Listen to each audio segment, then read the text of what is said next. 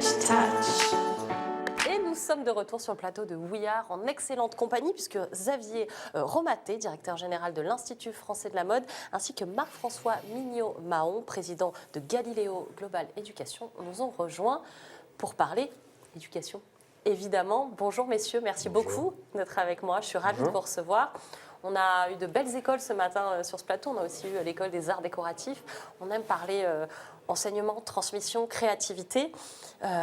Est-ce que vous êtes tous les deux leaders mondiaux dans vos domaines? Est-ce que vous pouvez nous présenter, cher Marc-François, déjà Galileo Global Education, qui est un groupe énorme en fait, qui regroupe énormément d'écoles?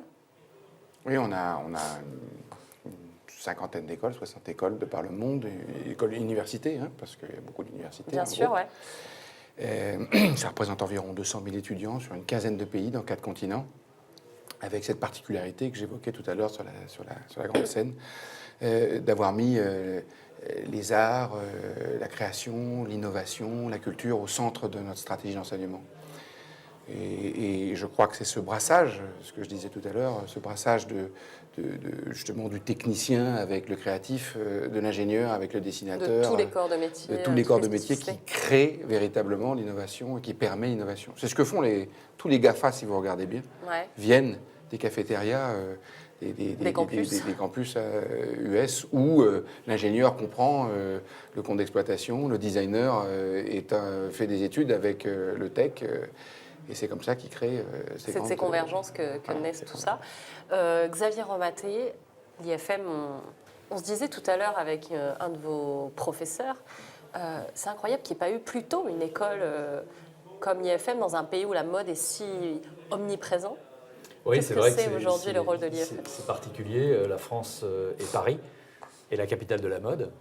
D'abord, on a les Fashion Week de Paris qui restent les Fashion Week les plus belles du monde, en tous les cas les plus appréciées. Et puis, on a les grands leaders de la mode, LVMH, Chanel, Kering, Hermès, L'Oréal et j'en passe, qui sont des fiertés quand même nationales avec une réussite et une image mondiale. Et donc, pourquoi il n'y avait pas de grande école de mode à Paris? C'est une question qu'il faut leur poser. En tous les cas, aujourd'hui, c'est fait. Ouais. Et contrairement à Galileo, nous, on est sur une verticale unique qui est la mode. Et on a un ancrage unique qui est Paris. L'idée, c'est d'attirer des talents du monde entier à Paris. Et donc, il n'y aura pas un IFM à Séoul, à Shanghai ou ailleurs. Parce qu'on pense que Paris a une culture, une identité, un savoir-faire et une façon de faire la mode, donc de transmettre la mode, qui est unique et qui n'est pas la même à Londres et qui n'est pas la même à New York. Donc, il faut s'imprégner de Paris, être dans Paris. Il faut être à Paris. Évidemment capitale culturelle, il faut être à Paris et on a une proximité avec les maisons qui est extrêmement forte et c'est la raison pour laquelle nous on souhaite être un leader mondial sur une spécificité qui est celle de la mode mais avec une approche qui est extrêmement ouverte puisque la mode c'est les métiers de la main, c'est les métiers évidemment de l'esprit et du cœur qui est la création et puis c'est les métiers de la mise en œuvre qui sont ceux du management et au sein de l'Institut français de la mode on a ces 3 métiers qui travaillent ensemble, partagent dans cette logique qu'on partage tout à fait avec Galileo, qui est celle de la transversalité et de l'émulsion des talents et de l'effervescence de ces talents qui doivent travailler ensemble.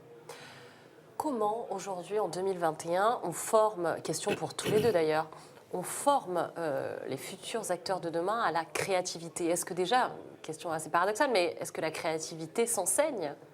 On pourrait croire qu'elle est innée. Comment on donne accès à ces formations-là? Le talent ne s'inocule pas. Les compétences, oui. Donc déjà, former à la créativité, c'est pas être mégalomane et imaginer qu'on va créer des artistes nous-mêmes. On l'est ou on ne l'est pas. Voilà, le talent ne s'inocule pas. Par contre, quand vous allez à New York et que vous regardez à Broadway une comédie musicale, le professionnalisme sur scène est incroyable. Vous avez des jeunes artistes qui savent se maquiller, prendre la lumière, faire des claquettes, danser, chanter, jouer la comédie, et même ils vont vendre le programme avant. Voilà. Ça, c'est véritablement cette capacité professionnelle, ces compétences professionnelles qu'on peut apporter aux créateurs. Après, l'alchimie personnelle, elle ne se commande pas. Et donc, il faut apporter cette compétence Et c'est vraiment le travail de la transversalité dont parlait Xavier, d'amener l'ouverture. Marie Stanford, elle décrit un étudiant en T. Une compétence érigée comme ça sur le sol, et puis les bras ouverts sur le reste du monde. Bon, Marie Stanford, c'est quand même une référence. Et je pense que ça s'applique très fortement au métier de la créativité. Aujourd'hui, quels sont les enjeux de Galiléo pour l'avenir? Nous, on se tourne vers la formation du plus grand nombre. Parce que si l'humanité a mis 6500 ans pour enseigner à 200 millions de jeunes, puisque c'est le nombre de jeunes qui sont dans l'enseignement supérieur, en une génération, il faudra passer à 400 millions. Je ne sais pas si vous imaginez le tsunami démographique. Il va falloir s'occuper de ces populations, et notamment dans des territoires, en Europe évidemment, le système créatif de l'enseignement supérieur est assez mature, mais il y a des territoires où ce n'est pas le cas, notamment en Afrique.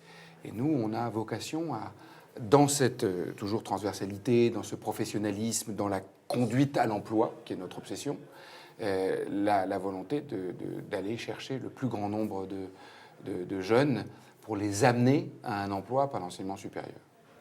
Et de votre côté, Xavier, pour l'IFM? Alors, je reviens juste sur la question de la créativité. Oui. Je partage totalement le fait que le talent, on l'a ou on ne l'a pas. Mais il y a 3 composantes qui me semblent être importantes. Il y a des gens qui ont du talent et on peut le pousser beaucoup plus loin. Et donc donner confiance et pousser les limites et les frontières du possible. Ça, c'est le premier objectif de l'enseignement. Le deuxième, il n'y a pas de talent sans technique, quel que soit le métier. Pour atteindre ce niveau d'expertise et de professionnalisme dont on parlait, il faut de la technique. Et la troisième chose, est-ce que ça nous distingue ou pas, je ne sais pas, c'est la culture et les humanités. Je pense qu'aujourd'hui, le talent, il s'imprègne d'un bagage intellectuel et culturel qui s'apprend au travers des sciences humaines, des sciences sociales, des professeurs, de la recherche qui sont fondamentales. Il ne peut y avoir de créativité sans terreau culturel fort. Et ça, c'est le rôle, on va dire, des professeurs. Il ne faut pas simplement de la créativité et de l'expertise, il faut de la culture. Qui sont les professeurs de l'IFM aujourd'hui? Professeurs de l'IFM, on a 3 types de professeurs. On a d'abord des professeurs-chercheurs, qui sont des académiques, qui ont des doctorats et qui enseignent l'histoire de mode, la culture de mode, l'histoire de l'art, et toutes des disciplines qui sont absolument indispensables. On a des professeurs qui sont des professeurs techniques et qui enseignent la technique, les gestes de la main, le modélisme, le patronage, etc.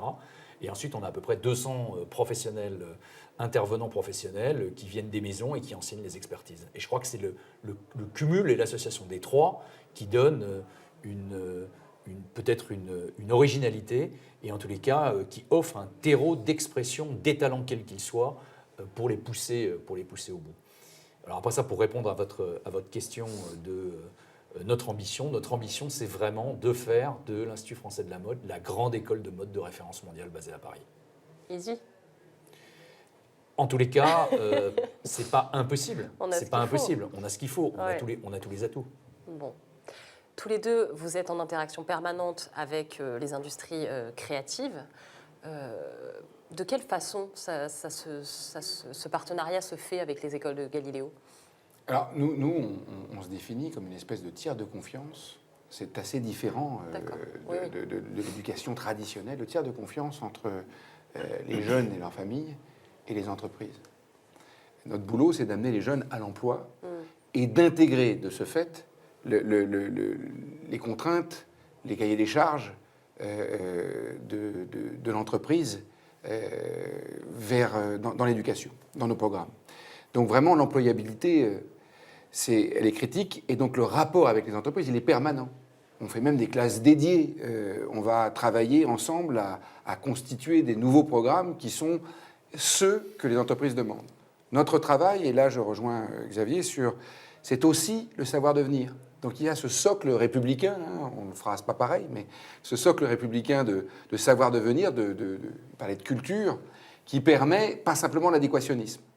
Donc on est proche des entreprises, on travaille, on est leur partenaire, on est presque leur traducteur de leurs besoins, on répond à leurs besoins, mais on a une mission éducative qui est celle d'amener aussi à ces jeunes un savoir-devenir, une capacité pour éviter l'adéquationnisme aux besoins stricts de l'entreprise.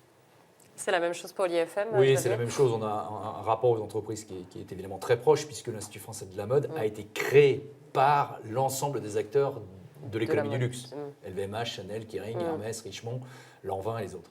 Donc nous sommes nés du besoin des entreprises de se regrouper ensemble malgré la concurrence féroce qu'elles se livrent pour créer cette plateforme, ce bien commun partagé entre elles qui est celle de former des talents du monde entier à Paris. Et donc on a par exemple un conseil des affaires économiques où aujourd'hui on a une quinzaine de DRH des grands groupes avec lesquels nous discutons en permanence des contenus des programmes, des évolutions de leurs besoins, de façon à être en équation constante. Et sur la partie culturelle, on a des accords multiples avec la Cinémathèque de Paris, avec le Conservatoire national de danse, avec Beaubourg, avec le Bataclan, et avec énormément de choses, parce qu'on offre à nos étudiants le fait que ce bouillonnement culturel de la place de Paris leur soit accessible tous les jours dans le développement de leur curiosité. Et je crois que quelqu'un de créatif, c'est déjà quelqu'un qui est curieux et qui sait s'imprégner du monde qu'on lui offre. Et c'est ce monde qu'on veut lui offrir. Et Paris est une excellente place pour le faire. Bon, merci beaucoup, messieurs, d'avoir été avec moi sur le plateau de We Are. C'était un plaisir de vous écouter parler d'éducation. Moi, je vous dis au revoir et je vous laisse surtout entre les mains merveilleuses de Louise Eklund cet après-midi qui prend le relais. Merci beaucoup à tous et passez une excellente journée.